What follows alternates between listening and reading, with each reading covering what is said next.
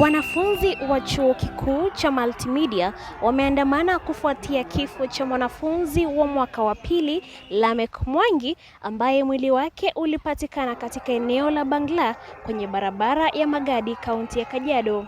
Wanafunzi hawa wanadai haki na ukweli kuhusu kilichosababisha kifo cha Lamek. My name is Emmanuel Likavo, a student of the Multimedia University of Kenya.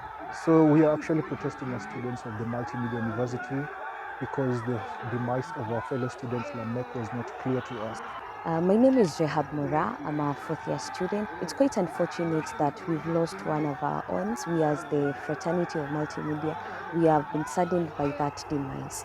And our prayer is that justice will be served. As a student of Multimedia University, I'm really saddened by the death of one of our own.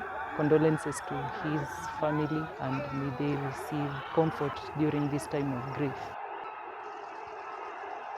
Pia wanadai kuwekwa kwa taa za barabarani ili kuhakikisha usalama wao wanapokuwa wakirejea kutoka masomoni nyakati za usiku.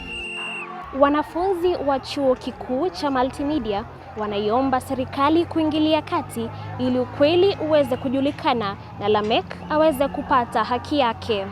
Nikiripotia runinga ya MMU, mimi ni Candy Joy.